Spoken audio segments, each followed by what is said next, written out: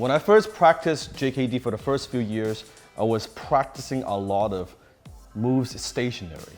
And then sometimes I found it inspiring that I hit or I try to avoid a hit and all these things. And somehow when the guy backed up, I would freeze, Sifu, right? So I don't know why, because I never learned how to properly bridge that gap. So when I first learned from you, I could see, oh wow, you can actually, if the guy, steps 2-3 steps, you can actually keep, not chasing him, but you can keep attacking the guy. Right. Yes. You could look at it from two different ways. When we say close the gap or bridge the gap, bridging just sounds, imaginary. You're feeling like there has to be a bridge to get to the other side. Closing, the same thing. So the bridge means, how do I close in with this much space that's empty? Yes. And that I could feel vulnerable. Yes. The best thing to do is to bridge that gap. So if I have to come in, and even if you were in a lead or not in a lead, it doesn't matter, but just for reference of training, I had to come in to close in on you. If I were to do this, you see that coming, so all you do is just shift that way and hit me.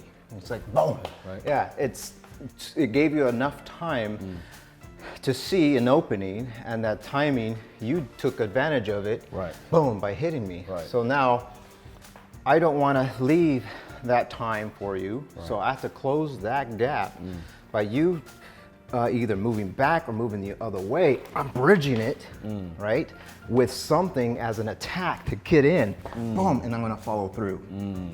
So whether you use the lead kick or not, you could use any type of kick, and if you're standing in that way, it's just as simple as throwing a kick towards your opponent and then bridging it. Right. So there's nothing, there's no gap. I'm not moving to him, I'm already moving to him with a weapon.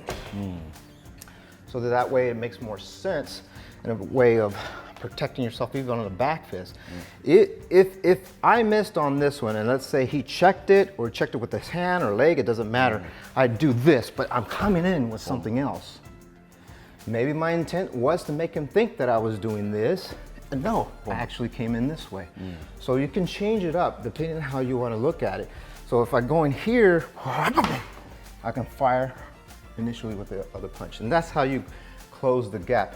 You can close the gap by bridging other tools. So if, let's say, Dan, you checked it here, and all of a sudden you threw a punch here, there's my bridge as well. So it's just closing that distance. So so basically the idea is not just closing the gap, the distance, but also the emptiness between strikes. The space that's available is the opportunity you can take if your opponent tries to come in on you. You can close the gap that way by leading him towards you. So in other words, you're baiting him, and then you can close it that way, or you can move back, and I can still close the gap by using your perception of it. So it depends on how you look at it, and there's a lot more ways, well, I guess ideas you can do just depending on your speed, agility, understanding, things like that.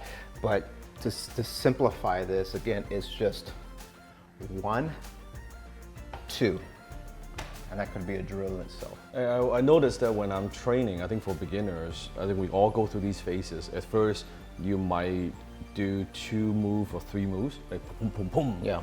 But I find that the master, they have a few more steps ahead.